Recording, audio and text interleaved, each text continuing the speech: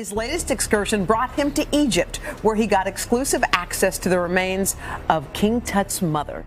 For years, we've followed the Rick and Martys Lagina's quest to uncover the mystifying treasure of cursed Oak Island. How's it going? That's solid. Yeah, that's a good one. We've witnessed their relentless determination as they tackled challenging obstacles and approached their mission with unmatched enthusiasm. As they go deeper than ever, this exciting search has led to the discovery of something that could bring their decade-long treasure hunting to an end. So, have the Lagina brothers found the treasure of Oak Island? Join us as we explore how the Oak Island treasure was found. Number 1. The hidden secret of Oak Island. As the Lagina brothers and the crew gear up for this groundbreaking milestone after many months of searching and drilling on the island, they do so with a target in mind this time. It could be gold, silver, or copper. Either way, it is a great sounding signal. For many years, they have searched for that massive fortune that has the potential to change all their lives. The brothers had made a stop by the original money pit so that they could assess and evaluate the progress made with the Garden Shaft Probe Drilling Association. Once they found out that they had reached impressive depths with the tunnel that was supposed to move westward into the possible treasure zone. One thing is clear, however, they are still unsure if they would be able to locate this structure or even break through it if and when they ever come across this structure. It is a point of contention among members. For most of the members of the team, however, they could not deliberate for long, as the day of the visit to the money pit coincided with the last day of the drilling exercise. This meant that they were not fortunate enough to find exactly what they were looking for. Therefore, it only makes sense for them to be desperate to know exactly what they might find if they ever got to the bottom of the garden shaft hole. You cannot blame them, because if there is one thing that we are all aware of, it is that Oak Island is very protective of her secrets. This takes us back to a time when the Lagina brothers found themselves at the bottom of the old shaft. According to one of the Lagina brothers, the gold sampling of the water and now the wood is probably the one thing that might carry the day this year. He said that they have always held out hope that it could lead them to a location where they could do some exploration, digging, or drilling, and hopefully find something. The guys decided to make use of a detector, and this led to the discovery of a very promising target that gave them the strong belief that they were heading in the right direction, heading toward the treasure. That said, this seems to have come at a bad time because this discovery was made toward the end of the year. But the level of excitement when one of the brothers discussed it was almost palpable. One could tell that the excitement level was at an all-time high. That's what made it so frustrating at the same time. To have something potentially that big within your reach and not going after it immediately is the reason why one of the Lagina brothers rued this. He talked about how frustrating it was not going after the target, but that because they were at the end of the year, that meant that they would not be able to continue. The bad conditions that came with such a time of the year meant that they could not continue with any exploration of the shaft. As much as this was frustrating for them, it was also a moment that they could all be proud of. It meant that they were making some progress with their work. They have been together for a decade, all of them, and that is one quite remarkable feat. The entire team had accepted their fate and were in the process of pulling down the board when metal detectorist Gary Drayton interrupted them. Gary had just discovered the presence of a non-ferrous head through the roof. As soon as the team realized what this meant, they could not help but feel more excited for the start of the next season, because this meant that they could continue with their treasure hunting mission with no worries. This takes us to when Chuck, the main investigator of the team, decides to make a mark, which signifies how far the treasure must be from the surface. As much as this was a massive hurdle for the team, Rick and Marty Lagina were just grateful for the opportunity of being able to set off on some adventure. That is why they were also grateful to the members of their team, as they did not allow these obstacles to get to them. The Lagina brothers were eager to carry out more studies and investigations on the matter so they could know what information they could get from such an exercise. Thankfully, they were able to reach the depth they had hoped for after drilling for a bit. This led to them achieving a depth of 93 feet. Once there, they hoped that this would be the exact area that would lead them west and into the treasure zone. If this turned out to be true, they hoped they would be able to locate this structure so that they could study whatever they found there. Believing that this might be the final part of their drill, there is the belief that the slope might be sand, and that this slope could be burying whatever might be lying on the floor. So they decided that the best course of action would be to disassemble the components so they could partake in some more research for the day, hopefully before nightfall. While they were doing this and clearing the debris out, they decided to place everything in their containers so they could find what was necessary for them. As stated earlier, it is not easy to unlock the many mysteries of Oak Island, so naturally they wanted to gather all the information that they could, because it could help them uncover the secrets of Oak Island and the hidden location of the island's elusive treasure. They cannot be blamed for wanting to know exactly what a piece of wood that was buried at the bottom of the pit was. When they found difficulty in understanding what they had in front of them, one of the team members realized he had hit some wood at the northern side of the board. Upon making this discovery, he had no difficulty going through the tunnels. Once this discovery was made, the team decided that they may also use his approach to project the line of the tunnel. If they approached it from the side, then they have a chance to be the first people metal detecting down in the money pit. This was important because, then, they had not carried out a bottom investigation, which would have helped them know the exact placement of the tunnel. Regardless of this, they began to go down the shaft as soon as they got their protective gear on. Following this, they traveled deep into the money pit before calling it quits, with the hope that they would one day be able to go deeper in the future. One thing they realized, however, was that whatever was placed at the bottom of the shaft was placed there intentionally, so that it would not be discovered with ease. They realized that moving forward, using a metal detector might be the best move for them. With their time on the island being limited, they were certain that a metal detecting expert should go down there with their equipment so that they could analyze the cavity and make important discoveries. After some time, it became apparent that they were on the verge of discovering the true treasure hidden on the island for so long.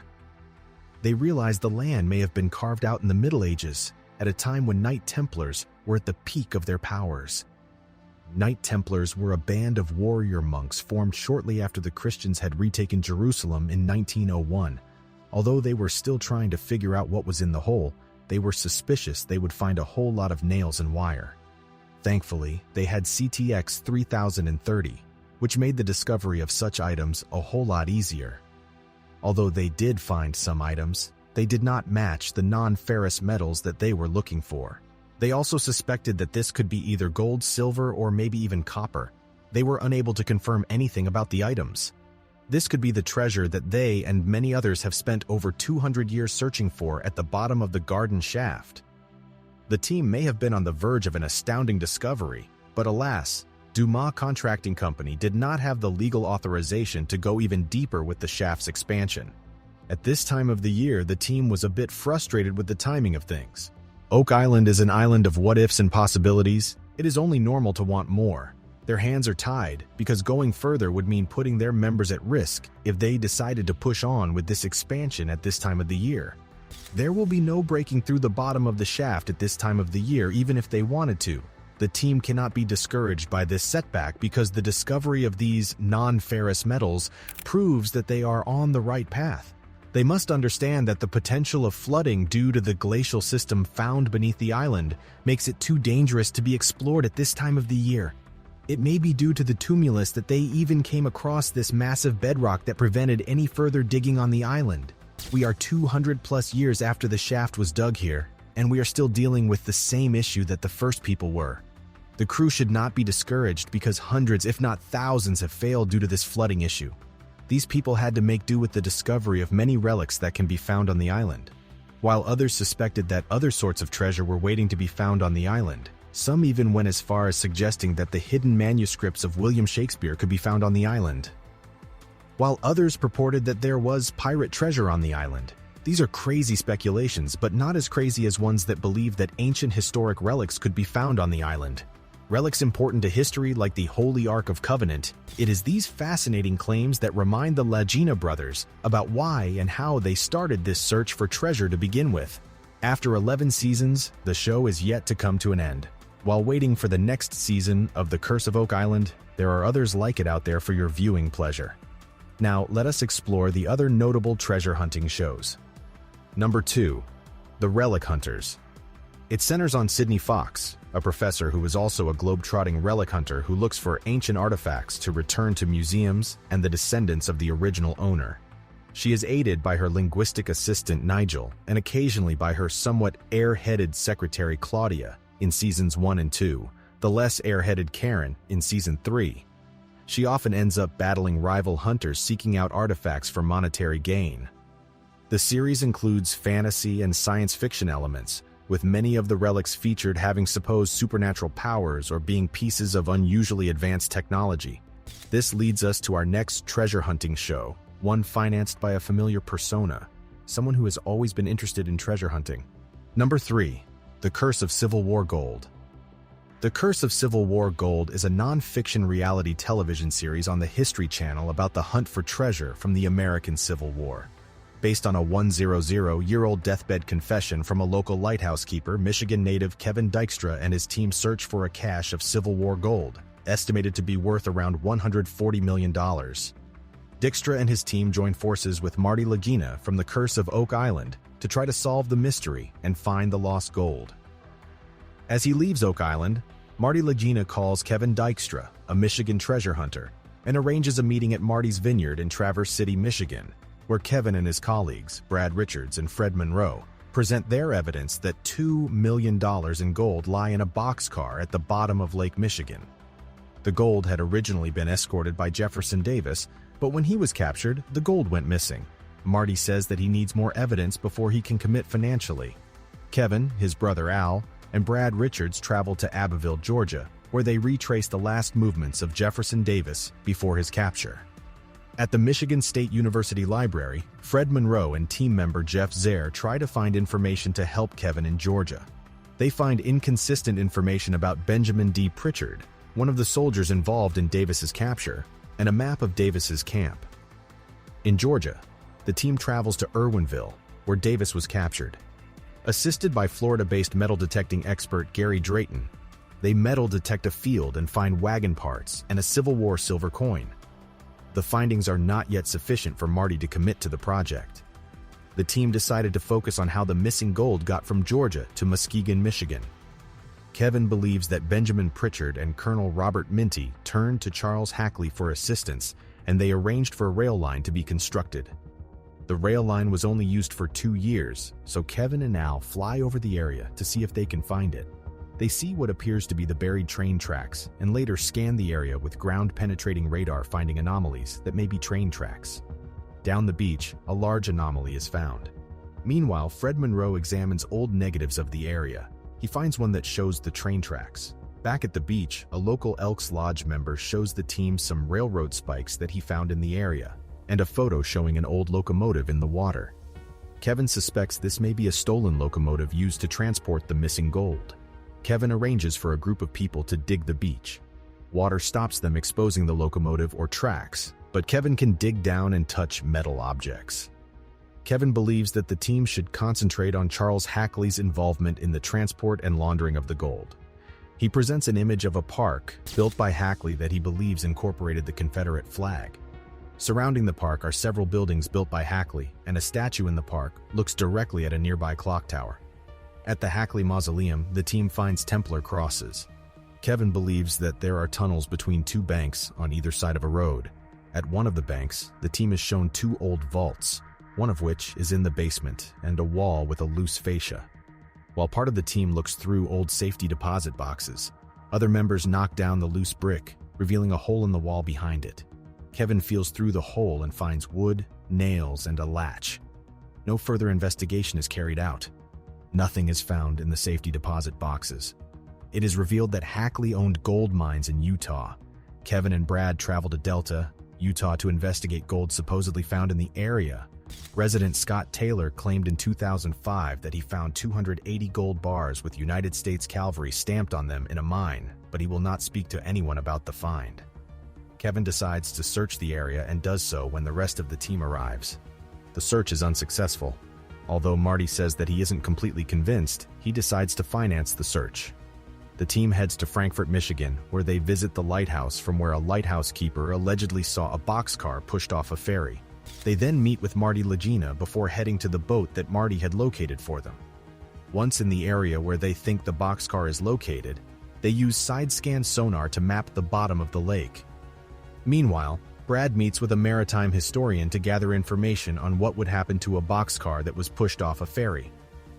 Back on Lake Michigan, an object that resembles a boxcar is located.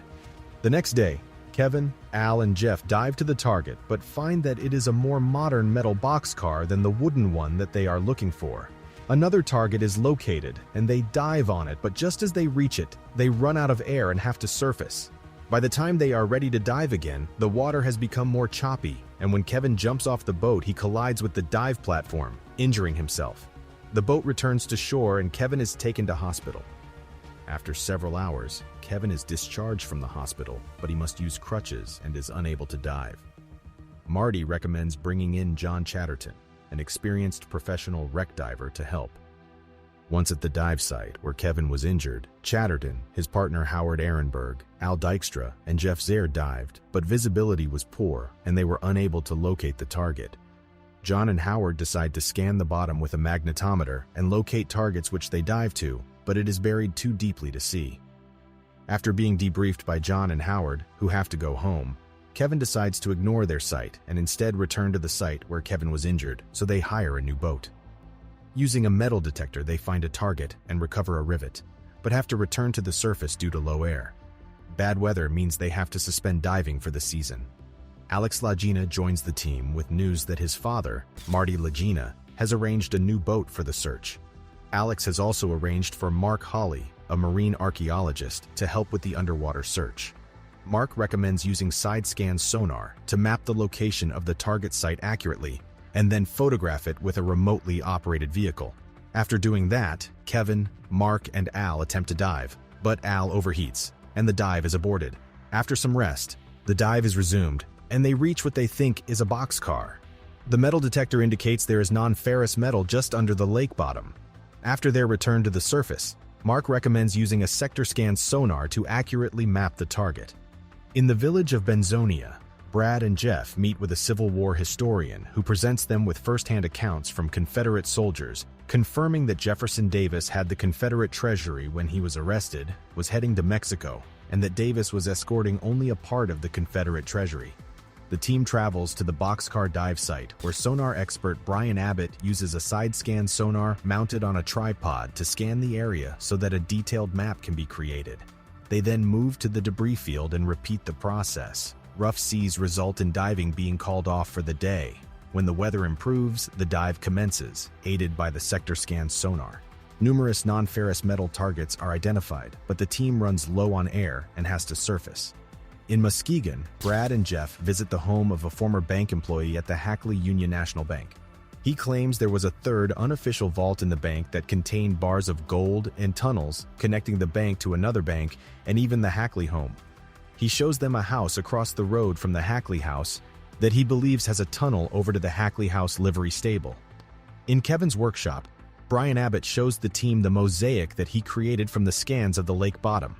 Brad and Kevin travel to the house that was identified as possibly having a tunnel under it, discovering that it was once the home of Thomas Hume, Charles Hackley's partner. In the basement, they find evidence that there may be a tunnel behind a wall. The next day, Kevin and Al travel to Lansing to meet with state officials in an attempt to obtain a permit to dig at the bottom of Lake Michigan. Meanwhile, Brad, Jeff, and Fred are at the Grand Rapids Public Library looking for information linking participants in the gold theft and laundering. Later, Kevin and the team meet at a restaurant to discuss the day. The team then assembles at the Hume house so that they can scan the area with ground-penetrating radar to locate a possible tunnel. While the GPR scan is underway, Kevin, Brad, and Al investigate the basement. They find evidence of a tunnel behind a suspicious part of a brick wall. The GPR operator finds evidence of a collapsed tunnel that extends across the road towards the Hackley house. When it comes to treasure hunting, there are no requirements, just a dream and then away. And this is the case of our next treasure hunting show. Number 4, Gold Rush. Gold Rush, titled Gold Rush Alaska for the first season, is a reality television series that airs on Discovery and its affiliates worldwide. The series follows the placer gold mining efforts of various family-run mining companies, mostly in the Klondike region of Dawson City, Yukon, Canada, as well as in the U.S. state of Alaska.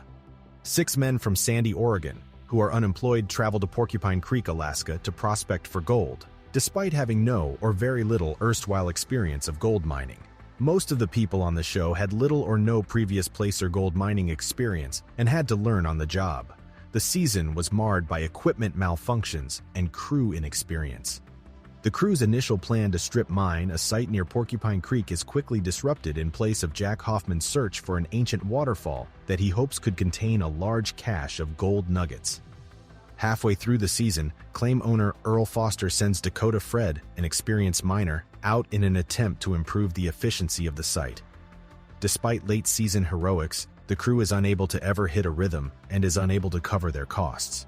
By the end of the season, the Hoffman crew had recovered 14.64 ounces of gold. As of its first season finale, Gold Rush, Alaska was the most-watched Friday night program in all of U.S. television, among males aged 18 to 49 and women aged 25 to 54. For 13 consecutive weeks in its second season, Gold Rush continued to hold Friday's top rating in the demographic of men aged 18 to 49. With Gold Rush leading the way, Discovery wrapped a dominant first quarter in key male demographics, including a stranglehold among the rankings for top unscripted cable programs. This goes to show that where there is a will, there is most definitely a way. And sometimes, it is simply the thrill of the unknown that leads us. Number 5. Expedition Unknown. Expedition Unknown premiered on January 8, 2015 on the Travel Channel and broadcast 4 seasons through 2017. At the start of the 5th season in 2018, the series moved to Discovery Channel, which became the new home for the series. The 12th season premiered on November 15, 2023. It follows explorer and television presenter Josh Gates as he investigates mysteries and legends. In the series' 2-hour premiere, Gates seeks new evidence on the disappearance of Amelia Earhart. Gates first sets off to Papua New Guinea, where he treks through the uncharted jungle of tribal lands. Then his journey brings him to Fiji, where he tries to discover her remains. He doesn't stop there. Also, in a search for a lost city, Gates goes to the remote jungles of Cambodia to investigate the ancient Khmer Empire to find a Linga stone, a 1000-year-old relic that, legend has it, was used by the god King to incinerate his enemies. One thing is for certain about treasure hunters: they possess the spirit of adventure and all hold a dream to their hearts. A dream that keeps them going when all hope seems lost. Thanks for watching. Make sure to subscribe to our channel and check out another of our interesting videos before you leave.